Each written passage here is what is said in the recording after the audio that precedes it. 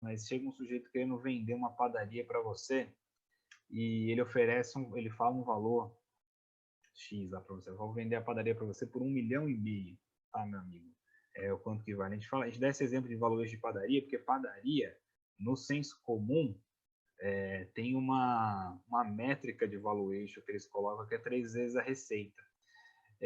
Como que você vai fazer para saber se está certo, né, aquele valor que o rapaz está te pedindo ali? Pela ótica do valuation, ele traz a valor presente, né, vamos dizer assim, o valor do ativo que essa pessoa está tentando vender para você. Como assim? Uma parte do valuation a gente chama de período explícito, né? Normalmente são 5 anos ali. É uma parte que a gente chama que ela é previsível, né? Até certo ponto. Você vai olhar um pouco do histórico daquela padaria e vai falar, bom, para daqui a 5 anos talvez eu consiga, dando um gás aqui, né? Ela crescer um pouquinho e tal, chegar em alguns valores aqui de fluxo, sempre falando de fluxo de caixa, tá?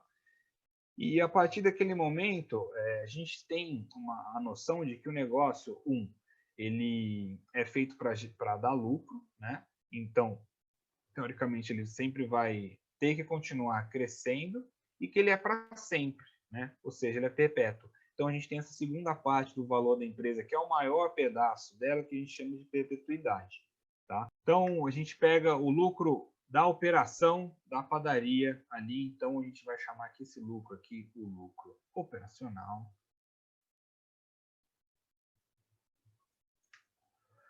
Ele vai ser de 50 mil reais, tá? O segundo parâmetro aqui, a segunda premissa que a gente vai estabelecer é que para que a padaria continue crescendo, né? O rapaz está tentando vender para você que ele falou assim, ó, negócio é o seguinte, para você continuar tocando a padaria, todo ano você tem que investir 5 mil reais em equipamento, tá? Tem que trocar ali a máquina de frio, tem que trocar um freezer, né? Tem que mais? Os bens que a gente chama de investimento dentro da empresa ali, né? Que são os bens que geram capital, igual eu estou falando, a máquina de frios, né? Precisa, sei lá, colocar mais um carro na frota. Se você quiser atender mais 40, 50 pessoas, você vai precisar expandir o salão. Então, basicamente, para a empresa continuar crescendo, a gente vai precisar gastar 5 mil reais aí por mês, tá? Para a gente continuar perpetuando a padaria, que ela continue aumentando a receita, né? Se você vai aumentar a receita da padaria, você vai querer atender mais clientes. Se você vai atender mais clientes, você vai precisar vender mais pãozinho. Então, mas para você ter mais pãozinho, você vai ter que aumentar seu estoque de farinha, você vai ter que contratar mais um funcionário, você vai ter que colocar ali mais, sei lá, você talvez tenha que aumentar um turno, enfim. Para a empresa continuar crescendo, tem algumas coisas dentro do que a gente chama de capital circulante, né? Que é basicamente ali a cabeça do balanço, ativo circulante, passivo circulante, né? Que é o capital de giro. Então, se você cresce, você tem uma necessidade de aumentar o seu capital de giro. E aí, para sua empresa crescer, eles colocaram uma continha aqui, fizeram uma conta de padeiro, eu vou chamar de delta necessidade de capital de giro, que é de 3 mil reais. Tá?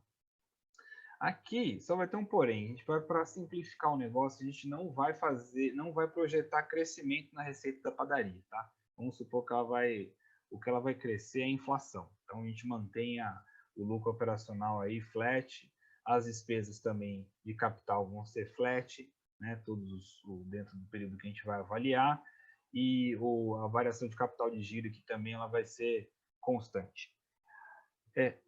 A despesa de capital mais a variação de capital de giro, o investimento, mais o quanto você precisa de aumentar de estoque, tal, de caixa, tal, tudo mais, a gente chama de reinvestimento. Tá? Então, vou somar aqui investimento. Vai ser despesas de capital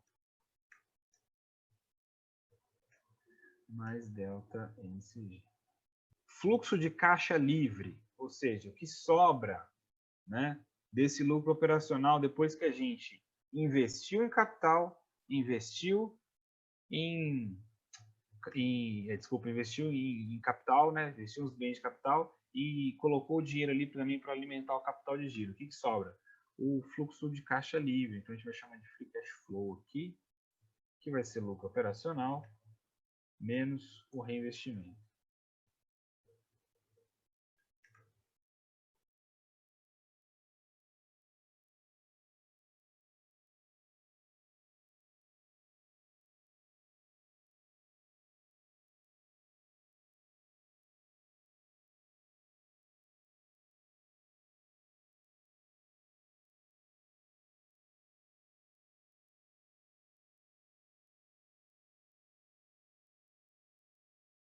O valuation vai ser essa conta que eu vou passar aqui para vocês.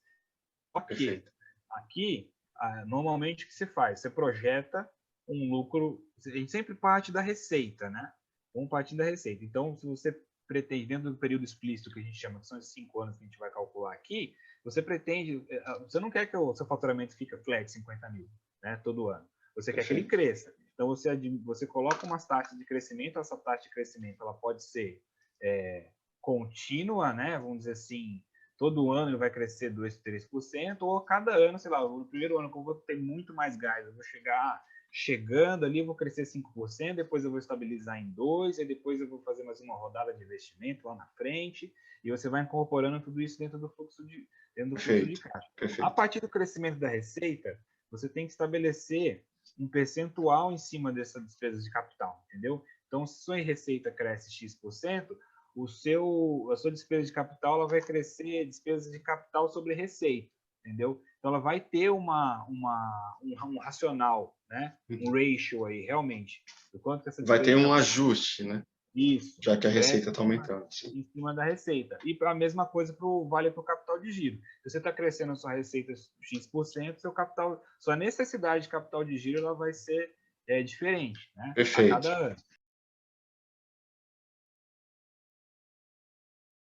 Quanto mais granularizado forem os seus dados a respeito da atuação da empresa, né, a respeito da, vamos supor, fabricação de produtos, fabricação e venda de produtos, mais assertivos vão ser suas projeções para as vendas futuras que ela vai ter, e aí, por causa disso, seu cálculo de valuation vai ficar também mais assertivo, certo?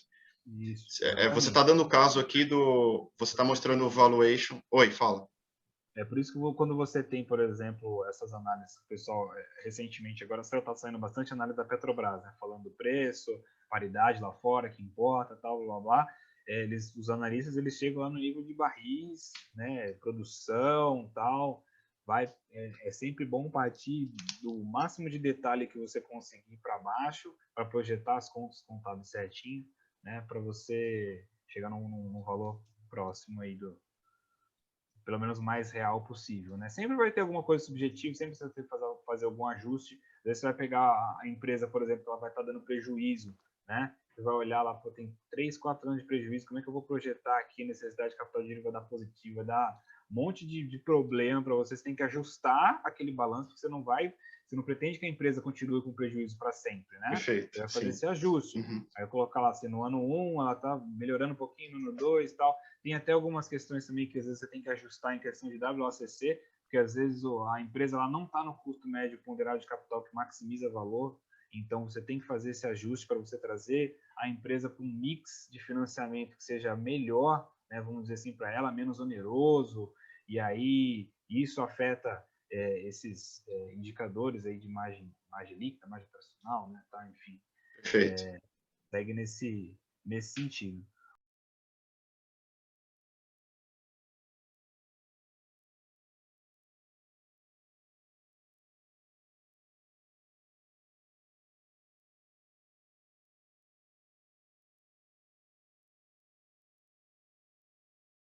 Então aqui, pessoal, o negócio é o seguinte, vamos analisar um pouquinho essa... Nossa, peraí, não é isso daqui não, desculpa. Isso aqui a gente vai calcular a perpetuidade. Então aqui, a gente vai ter que fazer o valor presente tá? Desse fluxo de caixa aqui dentro do período que a gente vai chamar de período explícito. Então, eu vou avaliar 5 anos, tá? Deixa eu apagar isso aqui, que isso aqui vem depois também. Então, aqui tem um pequeno detalhe, que é uma transformação na fórmula que a gente vai fazer, que é bem interessante. Então, no valor presente, não sei se vocês lembram, o primeiro termo que a gente puxa aqui é a taxa, tá? Então, a taxa que a gente vai trazer o desconto é o WACC que a gente calculou lá em cima, tá? Sempre. O segundo, apesar de que a gente está até... vamos aproveitar o WACC da Rumo para calcular o valuation da padaria aqui, tá? Então, a gente está com essa taxa aqui que é 15%, seria a taxa de desconto. O período que a gente vai avaliar são 5 anos. Aí, como eu falei para vocês, a gente não está projetando um crescimento na receita da padaria aqui, tá? Então, eu posso simplesmente passar os valores aqui do fluxo de caixa, do fluxo de caixa livre, do free cash flow aqui, beleza? Então, eu estou passando que todo ano, durante 5 anos, ela vai receber 42 mil reais, tá? Todo ano, se deixar desse jeito que está aqui, não, tá? Porque aqui ela está como em igual a end, ou seja, aqui ela vai passar o fluxo de caixa nosso vai ficar o seguinte, ele vai ficar 0 no primeiro período, no período 0, tá?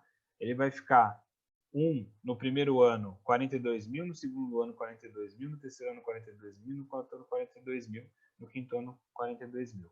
Na realidade, a gente já projeta o período explícito como sendo o primeiro ano, o ano 0, tá? Então, a gente não vai esperar um ano para a padaria começar a funcionar, a gente está falando ali no momento 0 mesmo, tá? Então, aqui a gente tem que colocar begin. Porque aí sim, ele vai posicionar pelo menos esse primeiro fluxo de caixa no momento 0. Vamos ver aqui como que ficou essa primeira parte da padaria. Então, o valor aqui do período explícito ficou 161.909, desculpa, tá? Agora a gente vai somar com a perpetuidade. Perpetuidade, a gente já, para o pessoal que é do curso de Python para Mercado Financeiro, a gente até viu um pouquinho lá sobre o conceito, mas na realidade é o seguinte, aqui é para calcular o período para sempre, né? Então, a gente tem duas premissas aqui. Ele precisa ter uma taxa de crescimento, né? Esse período da perpetuidade. Essa taxa de crescimento ela não pode ser maior do que a taxa de crescimento da economia, tá? Mesmo que seja uma taxa projetada, porque em tese nada cresce mais do que a própria economia em que ela está situada ao longo do tempo. Então, a gente vai colocar aqui uma taxa de crescimento da perpetuidade de 0,02, vai. E aí é o seguinte, a fórmula fica assim. O nosso free cash flow, que a gente já calculou lá que era o 42 mil, 1 mais a taxa de crescimento. O que eu estou falando aqui?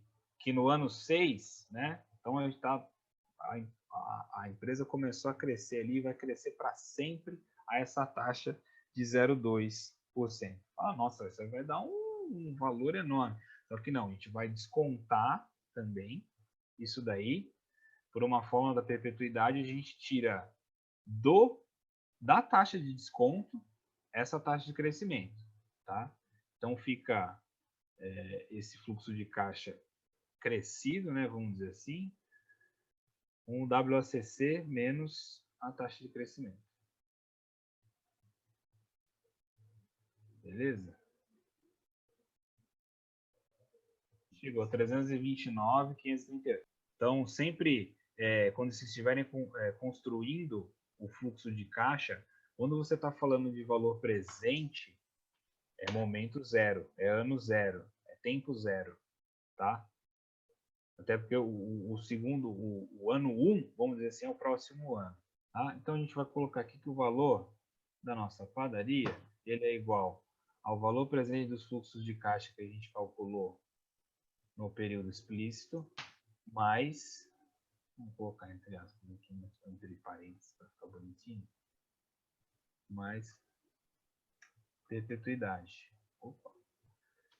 Então, a gente chega que o valor da nossa padaria aqui ficou em 491.447. Pessoal, a questão do valuation, pelo menos por cima, em base da estrutura de cálculo, é essa, tá?